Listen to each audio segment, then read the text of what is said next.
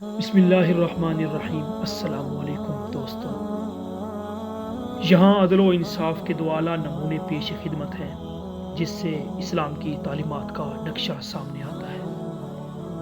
ملک غسان کا بادشاہ جبلہ بن اہم اپنے چند ساتھیوں کے ہمراہ حضرت عمر فاروق رضی اللہ تعالی عنہ کی بارگاہ میں حاضر ہو کر مسلمان ہو گیا۔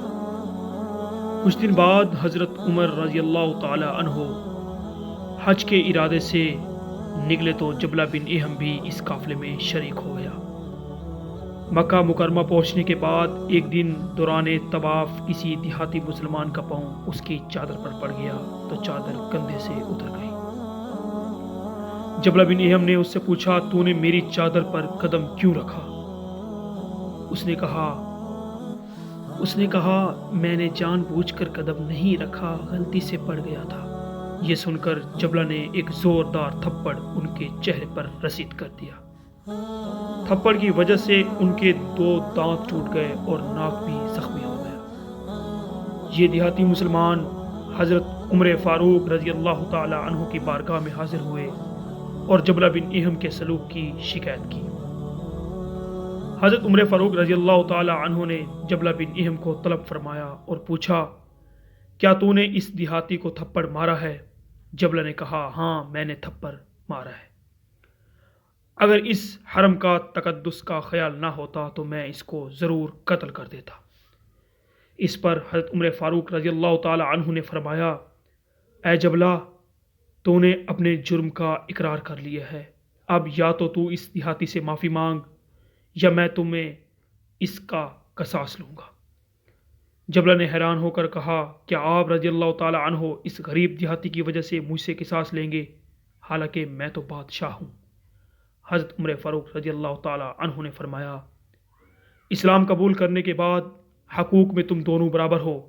جبلہ نے عرض کی کہ مجھے ایک دن کی مہلت دیجیے، پھر مجھ سے قصاص لے لیجیے گا۔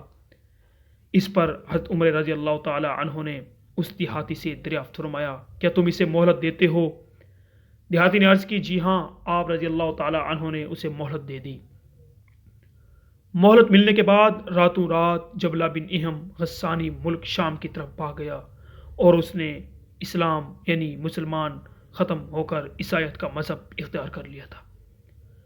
ایک مرتبہ حضرت عمر فاروق رضی اللہ تعالی عنہ اور حضرت ابی بن کعب رضی اللہ تعالی عنہ کا آپس میں کسی بات پر اختلاف ہوا۔ دونوں نے یہ طے کیا کہ ہمارے معاملے کا فیصلہ حضرت زید بن ثابت رضی اللہ تعالی عنہ کریں گے۔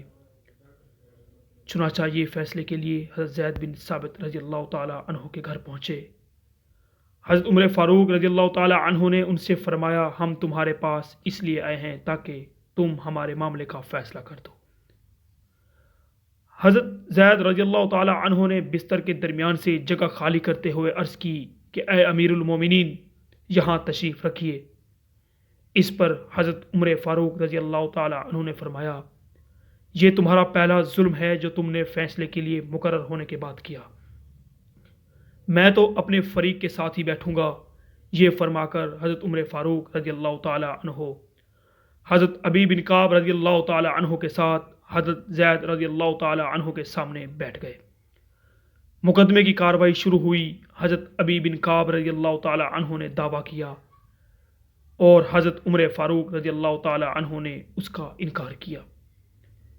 حضرت ابی بن کعب رضی اللہ تعالی عنہ نے اپنے دعوے کے ثبوت کے لیے گواہ پیش نہ کر سکے تو اب شرعی اصول کے مطابق حضرت عمر فاروق رضی اللہ تعالی عنہ پر قسم کھانا لازم آتا تھا، جس پر حضرت زید بن ثابت رضی اللہ تعالی عنہ نے حضرت عمر فاروق رضی اللہ تعالی عنہ کی شخصیت اور رتبے کا لحاظ کرتے ہوئے حضرت ابی بن کعب رضی اللہ تعالی عنہ سے کہا کہ آپ امیر المومنین رضی اللہ تعالی عنہ سے قسم لینے سے درگزر کیجیے۔ اس بات پر حضرت عمر فاروق رضی اللہ تعالی عنہ نے فوراً حلف اٹھا لیا اور قسم کھاتے ہوئے فرمایا، زید اس وقت تک منصب قضا یعنی جج بننے کا اہل نہیں ہو سکتا جب تک کہ عمر رضی اللہ تعالی عنہ اور ایک عام شخص اس کے نزدیک برابر نہیں ہو جاتے۔ دوستو، اس جیسی ویڈیو کو دیکھنے کے لیے ہمارا چینل ضرور سبسکرائب کیجیے اور بیل آئیکن کو بھی ضرور پریس کیجیے۔